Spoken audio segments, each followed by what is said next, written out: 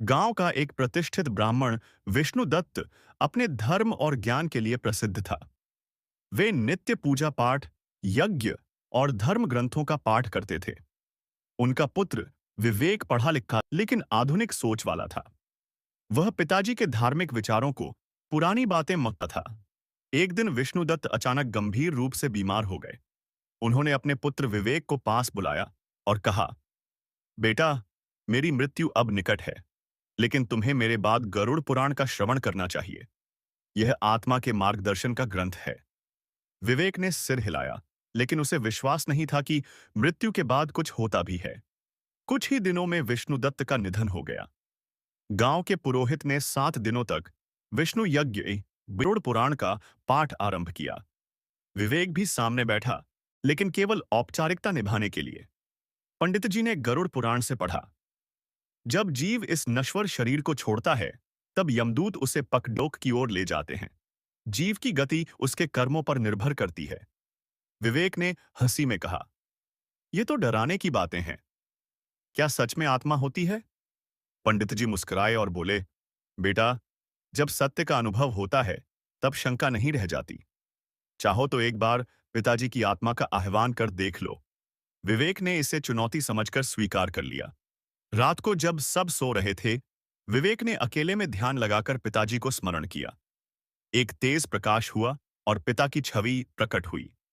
विवेक, आत्मा ने कहा, तुमने मुझे बुलाया, इसलिए आ गया, परंतु यह सब तुम्हारे अहंकार को शांत करने के लिए हो रहा है। विवेक स्तब्ध था। क्या यह सच है पिताजी? वह कांपती आवाज में बोला। हाँ पुत्र, मैं अब देह में नहीं हूं, पर मेरी आत्मा अपने कर्मों के अनुसार गति कर रही है। गरुड़ पुराण में जो लिखा है, वही सत्य है। तुम्हें यह ज्ञान प्राप्त करना चाहिए। आत्मा ने विवेक को ध्यान में स्थित कर यमलोक का दृश्य दिखाया। वहां 3 मार्ग थे, स्वर्ग, नर्क और पुनर्जन्म का द्वार। यमराज के दरबार में चित्रगुप्त जीव के कर्मों का लेखा जोखा सुनाते थे। विवेक ने देखा कि एक लालची साहूकार को उबलते तेल में डाला जा रहा था, क्योंकि उसने गरीबों का आके शोषण किया था।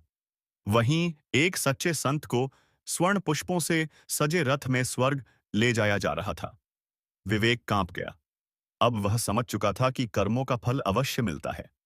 जब दर्शन समाप्त हुए, विवेक ने पंडित जी के चरण पकड़ लिए। मैंने सब देख लिया। पिताजी सत्य कहते थे। मुझे गरुड़ पुराण की गहराई समझ में आ गई है। पंडित जी बोले, विवेक, जीवन में 3 बातें कभी न भूलो। सत्कर्म ही आत्मा का सच्चा धन है। अहंकार और मोह आत्मा को बंधन में डालते हैं। सत्य, दया और भक्ति से मोक्ष का मार्ग प्रशस्त होता है।